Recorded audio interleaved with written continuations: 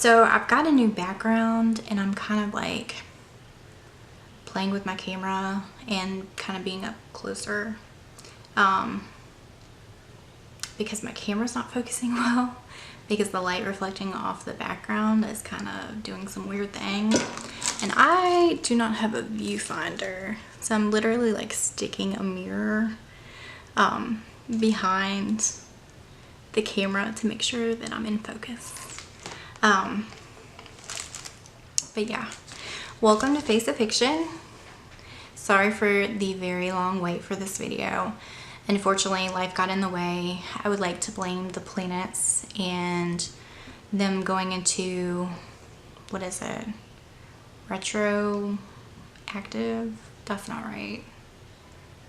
The planets were not aligned. I don't know. But basically, life got in the way. I had to kind of refocus on everything, get myself together, and remember to take it one step at a time. But I'm back, and hopefully my schedule will be a little bit more regular. I'm gonna try to, even if I don't feel like making a video, try to make a video. Try to get content out there on a normal schedule. But today we're going to be talking about You by Kepnes. And I probably completely butchered that last name. I did not look at how you said it.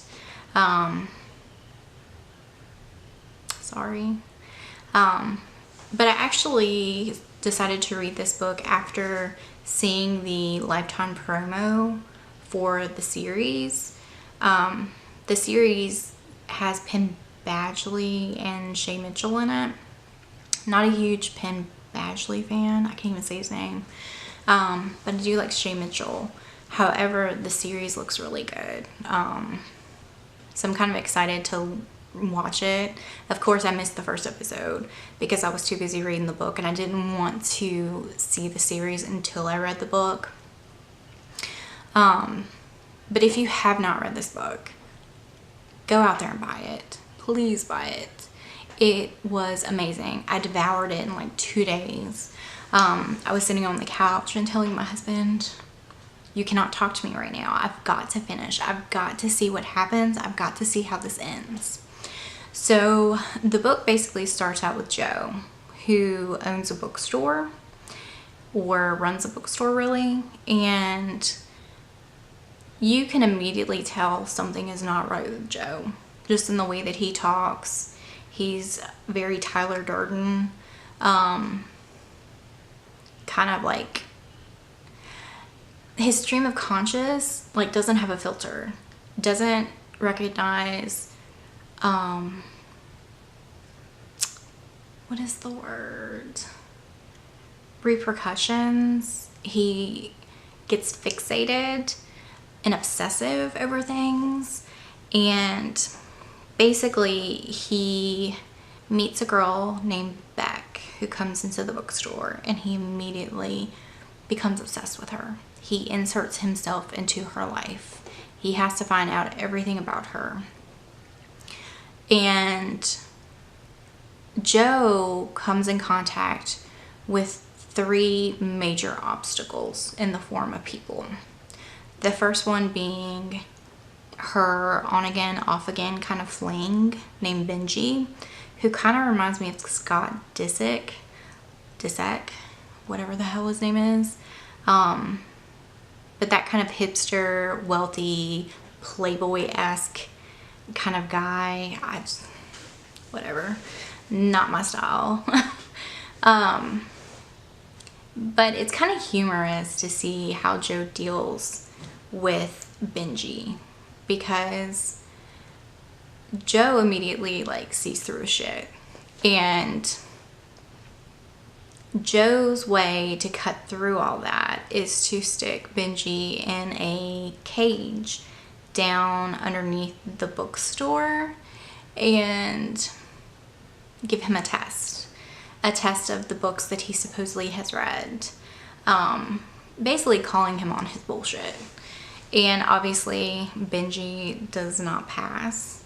And if anything, Joe takes Benji's absence and angles Beck closer to him by, you know, tweeting from Benji's Twitter and just doing all these crazy things. The next obstacle that Joe runs into is Beck's friend Peach, which I could not stand Peach. I was never so glad when she died. Like, I was totally rooting for her death. Totally Team Joe in the Peach drama. Because how ridiculous is Peach's name? And then you kind of like read about her character and she's whiny. And it's like, she's got this hold on Beck. And Beck got on my nerves during that whole Peach scenario because Beck was all like, oh, she needs me. Like, what? I just, you know, could have been friends like that. Not good. I'm guessing that Shay Mitchell plays that character in the show, which kind of like, not crazy about, because I think Shay Mitchell is very glam. She's beautiful. And Peach's character, I can't think of a more annoying character that I've ever read. Like, I'm sitting there like racking my brain. And I just cannot figure out someone that I'd want to die more than Peach. I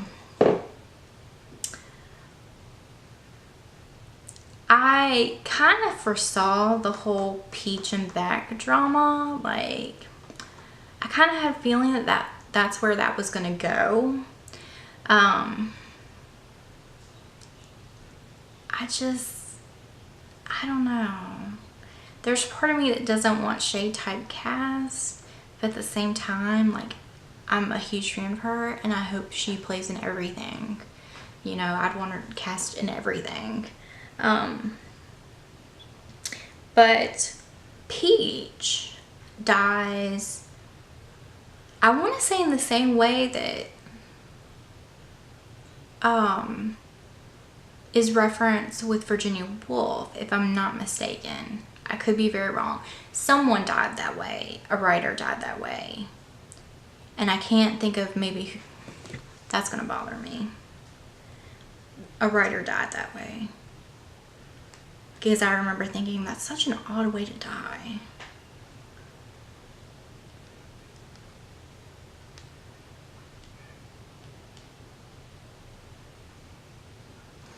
It was Virginia Woolf. So I don't know, there's so many like literary shout outs in this book. Like, if you are a book nerd, you're gonna read this book and be like, oh my gosh, like, this is one of our people is writing this, because there's so many references that you might catch or you might not, depending on what you've read and what you haven't, and what you know about the literary world. But if you are a book nerd, you're gonna like gobble this up like candy.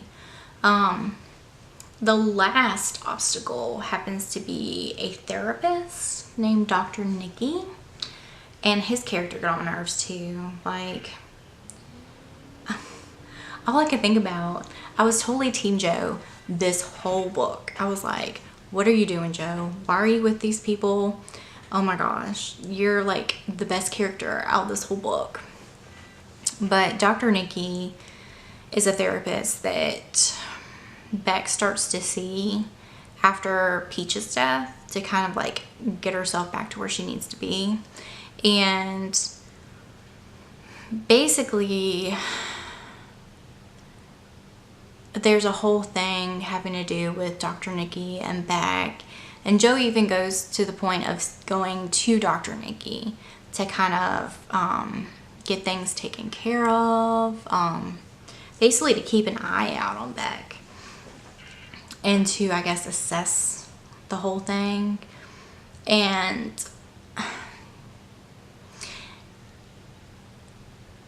In my opinion, Beck is like a mirror image of Joe. They have a lot of the same tendencies, just in different ways. Joe is very outside projected, while Beck is very inside projected. Like, she's very narcissistic. She wants people to care about her. She wants to be the center of attention, which resonates in the ending. I mean, who the hell is their captor and then tries to get away? Like, what are you doing? Like, that whole thing.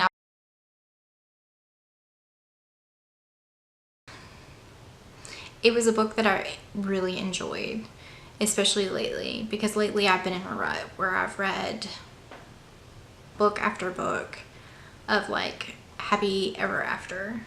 So it was kind of fun to go all Dexter and read this crazy book about a psychotic guy obsessed with this girl and going to the ends of the earth to get her, and there is no redeeming people in between. It's a very high-paced read. There were times where I was like, there's no way. There's no way. He cannot just like leave DNA somewhere and no one's going to figure it out. Or, no, there's no way that's going to happen. But it does. And it's watching a train wreck. Like, you have that one friend that just makes horrible decisions, but you still watch the Snapchat because you're like, entertainment. Joe was probably my favorite character in the book. I'll be honest with you. I totally related to that psychopath. And by the end of the book, he was still my favorite character. I think the best death, however, goes to, well, really, it's the line in the book that's funny. Basically, this person lies about everything. So Joe puts it to the test and slips some peanut oil in a latte and basically makes the remark, well, guess they weren't lying about being allergic. It's got so much dark humor and it's just entertaining, and I can't say enough good things about the book. It's well written. It's just not scared to go there. And that's what I like about it. Like, you're like, wonder how this is going to work. And then it goes there. I wish I could articulate better how entertaining this story was. I don't know, it was like an adventure. It was like seeing these little pieces, you know, that you recognize, and you enjoy it so much more, the reading, when you pick up on these things. But it all kind of wraps up too. Like, Joe is very, what is the word that I'm thinking of? Calculated. Like, there are times when I was like, there's no way. There's absolutely no way he could get away with this kind of stuff. And he does. And I kind of have to take it at face value, because otherwise it ruins the whole story, like the entertainment factor. It's just so amusing to read. I've never had so much fun reading a character before than Joe. And I was so delighted as I was Googling the book to kind of give a refresher to the characters, because I do not remember character names. Like, it's awful. Usually, like, the main character, I never remember their names. I'll remember everyone else but them. I was super, super delighted to find out that there's a second book. And I kind of have to read a couple more books before I dive into it. But trust me, I will be buying it on Amazon as soon as I finish this video. But if you've seen the show on Lifetime, which I haven't, I intentionally told myself I was going to finish the book and I'll just watch the rerun of the premiere. I really want to hear your thoughts, especially if you have read the book. I want to hear like how you feel about it. And if you read this book, tell me how you feel. Did you like Joe? Did you not? Were you rooting for some characters to die? I know I was. Like, I totally want to have like a t-shirt made that says Peach should have died sooner. Spoiler alert. I don't know. Just tell me. It was so different. I was so glad. It was like a breath of fresh air to read that, because I've been reading so many books lately that it's just been kind of like, whatever. I'm getting through it. But I really, really, really enjoyed this book. So tell me what you think about it. If you haven't read it, please do yourself a favor and pick it up. Like I said, she's a really great writer, and there's a second book. I can't attest to how good the second book is, but if you like Dexter, you'll like it. If you like dark humor, you're gonna like it. Death to Smoochie, Fight Club humor. Who else kind of writes in that kind of sarcastic, I don't give a crap kind of writing? Just give it a chance. If you think it might be something that you want to read, give it a chance. Until next chapter, my name is Melissa, and I hope you have an amazing week. Bye, guys.